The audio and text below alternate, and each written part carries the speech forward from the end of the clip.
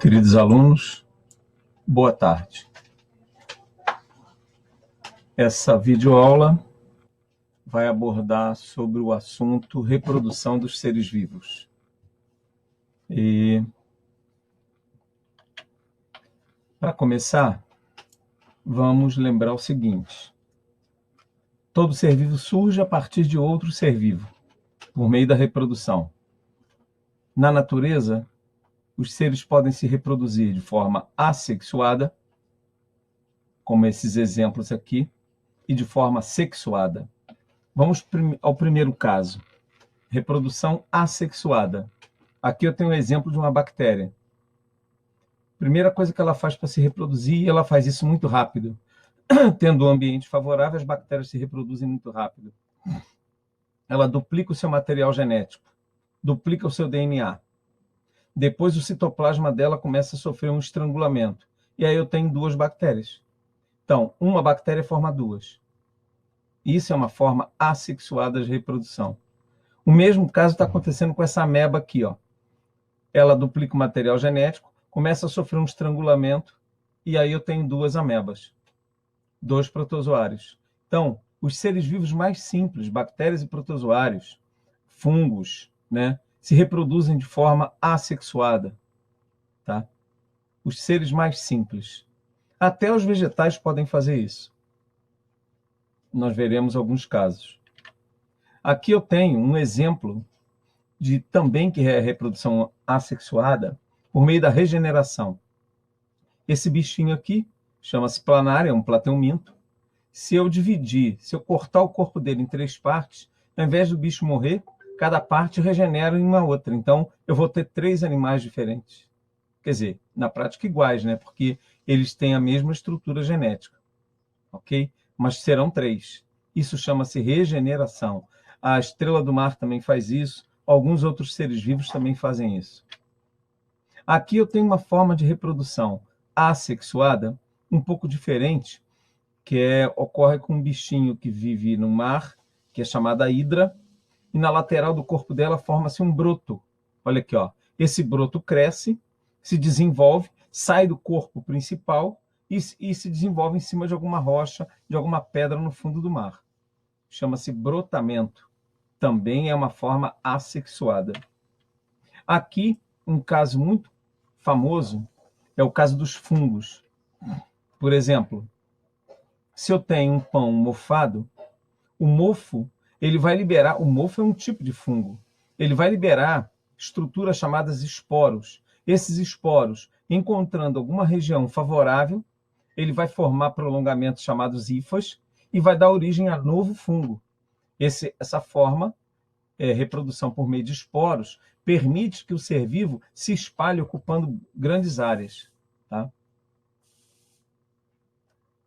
Então, por meio de esporos, o fungo consegue se deslocar, já que ele não tem locomoção própria, através do vento, né? Aqui eu tenho outras formas de reprodução assexuada. Isso acontece com os vegetais. Se eu fincar uma estaca, como é o caso, por exemplo, da mandioca. Para plantar mandioca, eu pego a planta, arranco ela, tiro as raízes que são comestíveis, e o que sobra da planta, o caule dela é fino, corta entre os nós, enterra esse nó e ela vai rebrotar. A batata é assim também, a batata inglesa faz isso, né? A batata doce, que é pela raiz, a batata inglesa é pelo caule, ela pode formar brotos, ok? Eu também posso formar uma estaca. Essa estaca, ela em condições favoráveis, pode dar origem a uma nova planta, isso chama-se estaquia. Aqui, os casos mais complexos de reprodução, que é o que acontece com a grande maioria dos seres vivos, animais e vegetais. É a reprodução sexuada. A diferença da reprodução sexuada para a assexuada está na formação de células reprodutoras. Então, na reprodução assexuada, não tem espermatozoide e óvulo, que são as células reprodutoras, também chamadas de gametas. Na reprodução assexuada, não se formam gametas.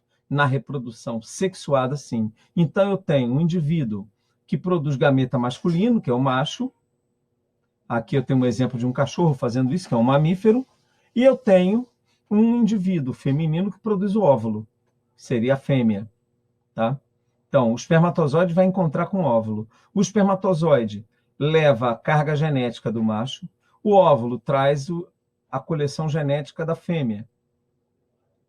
Essa coleção genética vai se juntar, esse óvulo, depois de fecundado, forma uma célula chamada zigoto, também conhecido como célula-ovo. Então, por exemplo, na espécie humana, o homem tem 23 moléculas de DNA no espermatozoide. O óvulo das mulheres tem 23 também. Quando os espermatozoides se juntam, formam os pares, que são 23 pares, que dá ao todo 46. Então, essa célula nova, o zigoto, que é o óvulo fecundado, já será uma nova criança, um novo ser vivo. E a partir daí ela começa a divisão. Duplica o DNA e divide. Duplica o DNA e divide várias vezes, até formar um grupinho de células que a gente chama de embrião. O embrião continua se desenvolvendo, continua se multiplicando, dando origem a um novo ser vivo. Tá? Então, um cachorrinho, quando nasce, ele já tem milhões de células. Uma criança, quando nasce, já tem milhões de células. Isso vale para quase todos os animais. Tá? Agora, todos provenientes de uma única célula, que foi o óvulo fecundado, que se chama zigoto. Célula-ovo ou zigoto. Aqui, vamos falar da reprodução humana. O sistema reprodutor masculino é formado pelas glândulas reprodutoras, onde se produzem os espermatozoides, são os testículos. O espermatozoide, depois de produzido, ele é armazenado nessa parte superior, chamada epidídimo. Aqui ele é transportado pelo canal deferente e vai até a vesícula seminal. As vesículas seminais liberam secreções que irão nutrir essa célula enquanto ela está em desenvolvimento. Aí ele passa pelo canal ejaculador.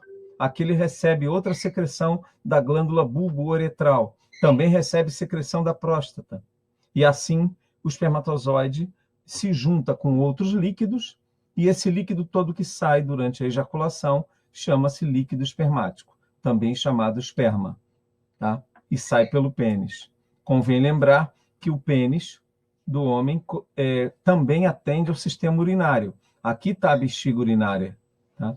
Então, o canal ejaculador também atende ao canal urinário. Então, serve também como uretra, tá? Por onde sai o líquido espermático e por onde sai a urina. Ok? Aqui está uma ampliação do testículo. Aqui dentro ele tem túbulos enroladinhos, onde se produzem os espermatozoides, chamados túbulos seminíferos. Entre eles, nós temos células que também produzem o hormônio masculino, que é a testosterona, que são produzidos aqui também. Depois de produzido, o espermatozoide é armazenado aqui, nessa estrutura chamada epidídimo. E daqui ele é lançado no canal deferente, ou ducto deferente. Tá? Reparem vasos sanguíneos que levam oxigênio e trazem gás carbônico, levam alimento, nutrientes para essa região, para as células aqui sobreviverem. Aqui eu tenho o sistema reprodutor feminino. O sistema reprodutor feminino é formado pelos ovários, pelas tubas uterinas e pelo útero e pelo canal vaginal. Pois bem, numa posição de uma mulher de lado, num corte de cima para baixo, aqui está o útero, embaixo do útero está a bexiga urinária. E na lateral nós temos os ovários, a tuba uterina e os ovários. É na mesma direção do útero. Tá? E aqui o canal vaginal, tá? E a uretra. São canais independentes. Os ovários da mulher correspondem aos testículos do homem, produzem as células reprodutoras. O óvulo, depois de produzido, ele cai na tuba uterina, onde ele pode ser fecundado pelo espermatozoide, que pode chegar aqui durante a relação sexual. Convém lembrar que, durante uma relação sexual normal, o pênis do homem é colocado no canal vaginal da mulher e durante a ejaculação, o líquido espermático ele vai levar os espermatozoides até a tuba uterina. Caso tenha óvulo aqui, fecunda aqui. Caso tenha óvulo do lado direito, fecunda aqui também. Então, por isso é que a quantidade de espermatozoides do homem é tão grande. O homem produz muitos espermatozoides para fecundar o óvulo. Um só fecunda, mas muitos deles morrem no meio do caminho. Aqui eu tenho um caso especial de reprodução também sexuada, mas são poucos os animais que possuem essa característica. Em um animal só, eu tenho o sistema reprodutor masculino e feminino. No exemplo aqui, eu tenho a minhoca. Na minhoca, a região do corpo dela, que tem a região, os órgãos sexuais, é uma região chamada clitelo. Ali eu tenho estruturas que produzem espermatozoides, estruturas que produzem óvulo, em cada minhoca. Então, cada minhoca, depois da reprodução, ela vai ser pai e mãe ao mesmo tempo. Por isso que ela é chamada de hermafrodita. Então, o hermafroditismo, que é raro entre os animais, tá? É uma característica em que um ser vivo só tem o sistema reprodutor masculino e feminino funcionando corretamente. Convém lembrar que na espécie humana, quando aparece hermafroditismo, é classificado na área de saúde como uma doença. O hermafroditismo não é uma característica comum da espécie humana. Aparece, mas é sempre uma patologia, é sempre uma doença, tá? Geralmente, homens e mulheres, quando nascem com hermafroditismo, são pessoas que não conseguem engravidar, são pessoas que têm alteração hormonal, têm atrofia de órgãos genitais, têm uma porção de disfunções por conta dessa característica. Aqui um exemplo interessante de hermafroditismo também, mas é uma condição comum entre os vegetais. Enquanto nos animais o hermafroditismo é uma situação rara, entre os vegetais é uma situação comum. A maioria das plantas, pelo fato delas não conseguirem se locomover, elas têm no órgão principal dela, que é a flor, para a reprodução, que é o órgão de reprodução, isso só em plantas superiores também, que são as angiospermas, né? Que são plantas completas, como a roseira, como a mangueira, como a amendoeira, como a goiabeira. São plantas que têm raiz, caule, folha, flor, fruto e semente. Então, a flor é o órgão responsável pela reprodução. E na maioria das plantas, em uma flor, você tem a parte feminina, onde está o óvulo, o ovário, e uma região aqui que é chamada de estilete, e lá em cima tem um estigma que recebe o gameta masculino. Tá? Então, tem óvulo também nas plantas. E tem a parte masculina. Tá? Na parte masculina, que a gente chama de estames, eu tenho um filete e as anteras. Dentro das anteras se produz o gameta masculino. O gameta masculino sai daqui em forma de grãos de pólen. Quando ele consegue encostar no estigma, forma uma estrutura chamada tubo polínico, levando esse gameta para fecundar o óvulo que está lá dentro do ovário. E para proteger isso tudo, eu tenho um conjunto de sépalas e pétalas para proteger a flor. As pétalas são geralmente coloridas, que acabam atraindo insetos, né?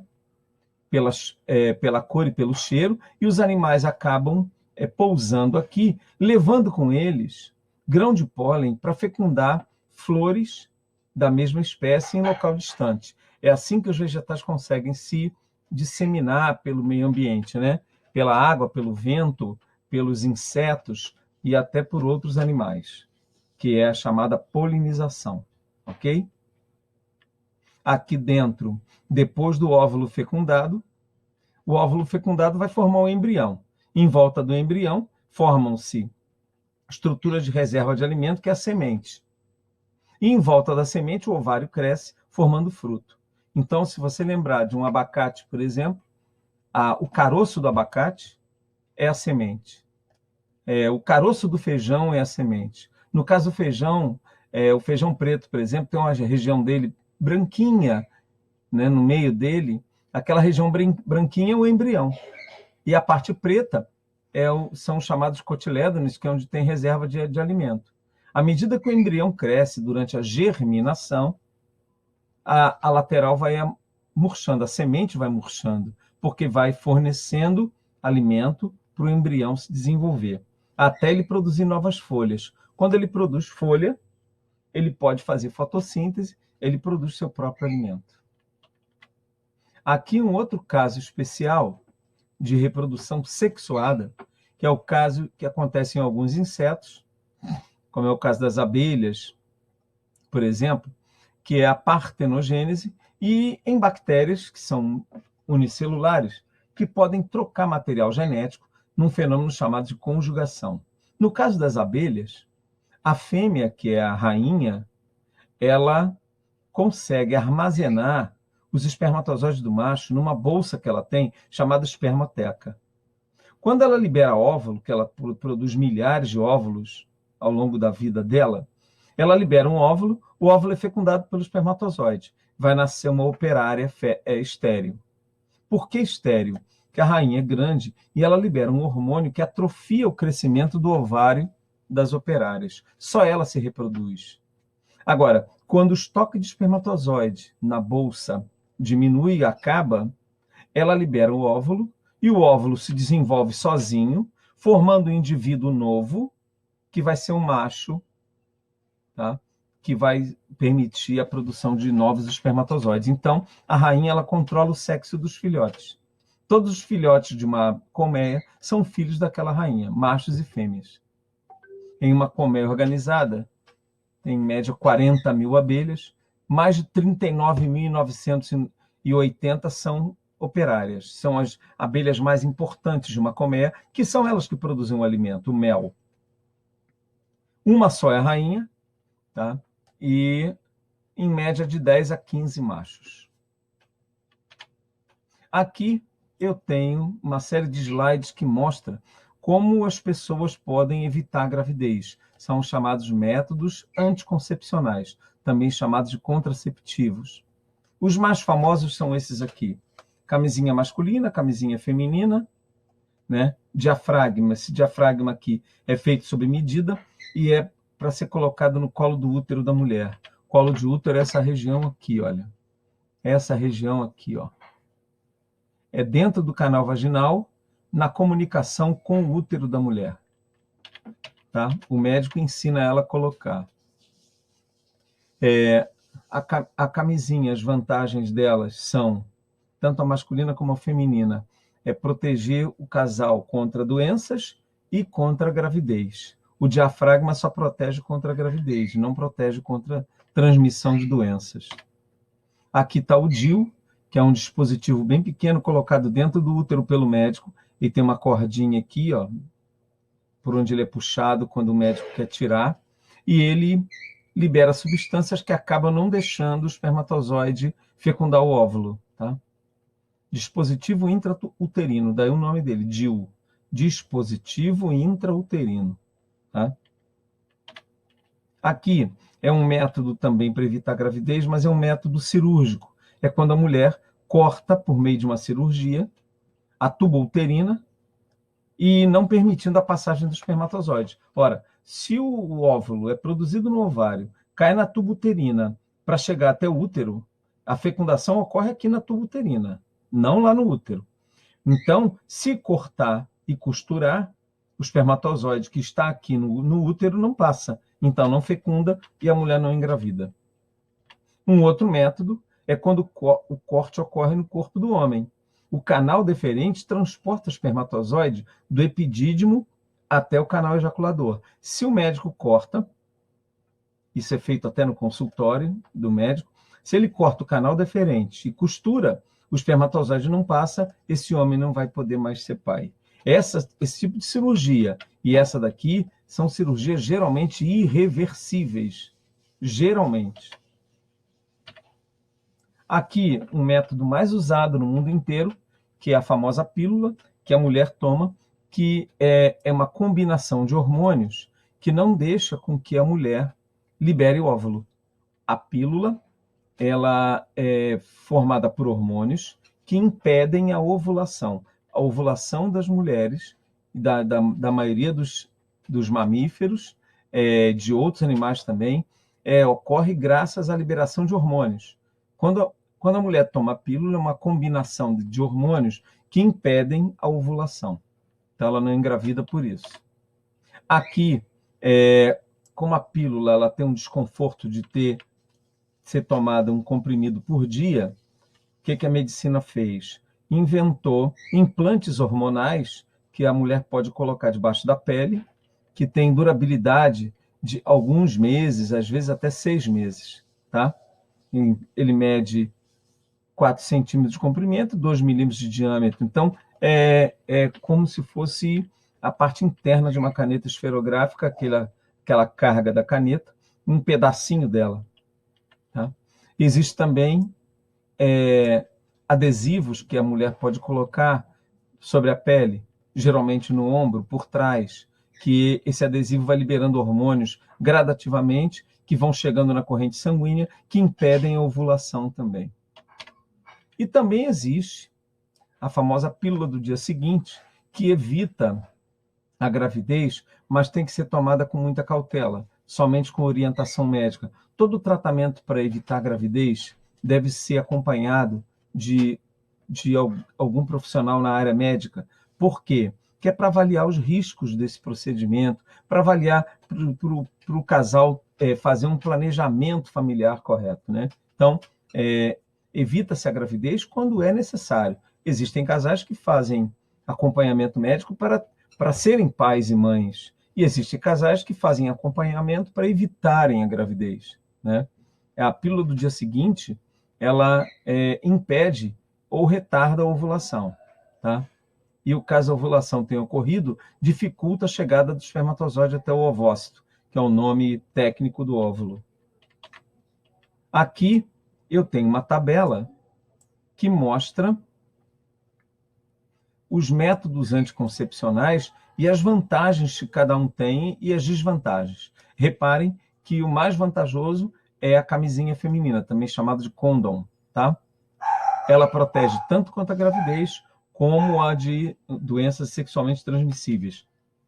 Antigamente, essas doenças eram chamadas de DST, doenças sexualmente transmissíveis. Atualmente, a gente chama de IST, infecções sexualmente transmissíveis. Tá?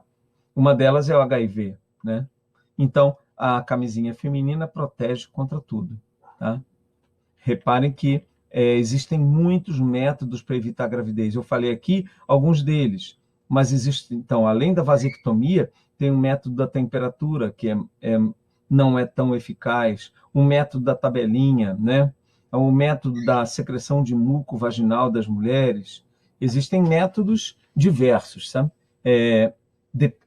Vai depender da orientação médica para cada caso, para cada casal, porque dependendo do casal, o diafragma pode ser mais aconselhado, a camisinha pode ser mais aconselhada, a relação sexual interrompida, que é chamada de coito interrompido, também pode ser aconselhado. Então, o médico avalia cada caso.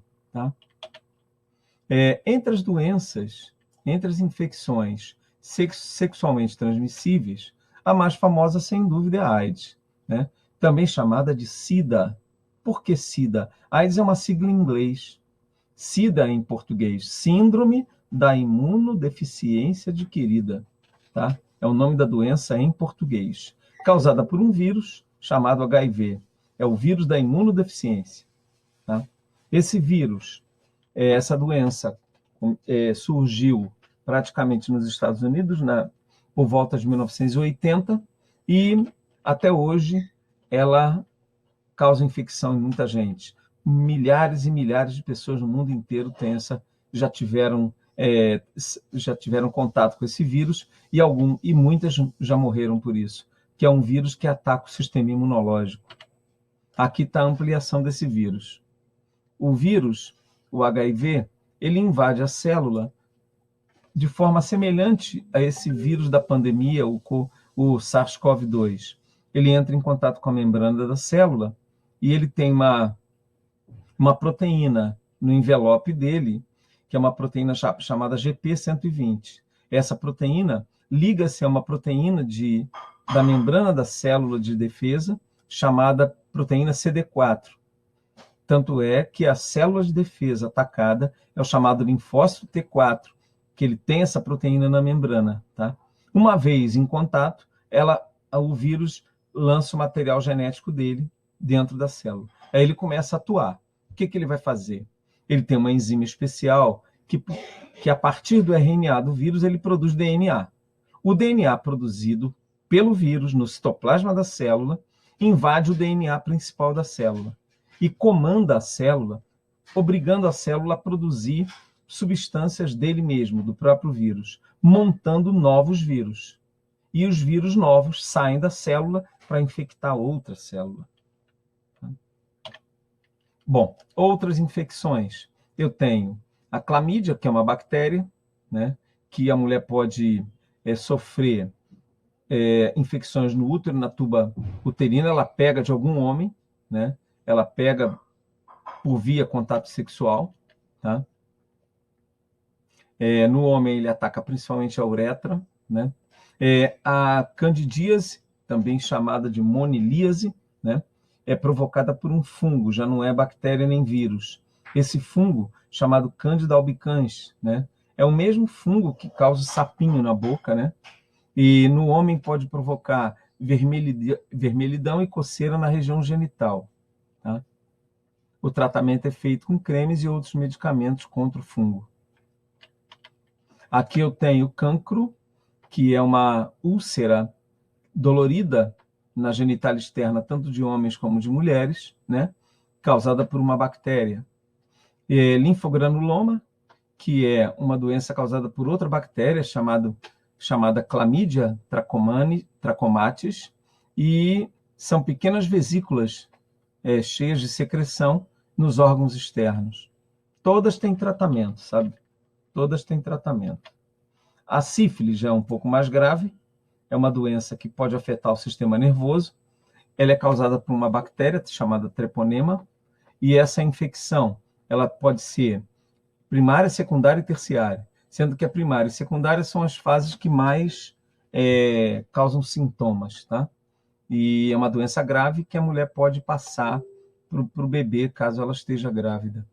O HPV é um vírus, chamado papilomavírus, e o sintoma inicial no homem e na mulher são verrugas, chamadas de crista de galo, né? Só que esse vírus, existem muitas variações dele, são mais de 200. E alguns tipos de vírus, desse vírus, pode causar o câncer de colo de útero. É esse vírus que existe agora vacina, né, contra ele, e as mulheres jovens se vacinando já não tem risco de pegar câncer de colo de útero no futuro por conta da vacina. Aqui uma outra doença que é causada por um protozoário, Trichomonas. Esse protozoário é muito fácil ser contaminado porque a região genital, tanto do homem como da mulher, exige uma higiene muito forte, uma higiene muito séria, muito severa. Então, são regiões extremamente úmidas, que favorecem o crescimento de bactérias, protozoários, fungos, então, bactérias. Então, é uma região que precisa estar sempre muito bem higienizada, né? Em homens e mulheres, essa doença provoca corrimento. Aqui, uma doença famosa, muito comum no homem, mas que nas mulheres essa doença ela é quase que assintomática. Muitas mulheres têm e no início da doença ela não sente, não percebe, e ela acaba passando para o homem, e o homem contaminado passa para outra mulher, e a doença se espalha facilmente. É uma bactéria que no homem ela provoca febre, inchaço no órgão genital, e o tratamento é feito com antibiótico. A herpes existem vários tipos, né? Existe a herpes que pode atacar na cintura, na boca, a herpes labial, mas também tem herpes genital. São vários tipos de vírus, né? São bolhas que aparecem na região genital, seguidas depois de uma ferida com muita dor e coceira, né? A única forma de prevenção é o preservativo. E hepatite? Hepatite é vírus, existem 5 tipos, basicamente, A, B, C, D e E, sendo que a hepatite B e C tem transmissão via sexual. A hepatite A é a mais comum, pode ser transmitida por água contaminada ou alimento. Agora, a hepatite B e C são mais severas e todas elas afetam o fígado, tá? Sendo que a B e a C, elas são transmitidas por relação sexual. Queridos, eu espero ter esclarecido um bocado de coisa sobre esse assunto, falei bastante, e espero que todos estejam gozando de boa saúde, assim como os familiares de vocês, e até a próxima videoaula. Um abraço.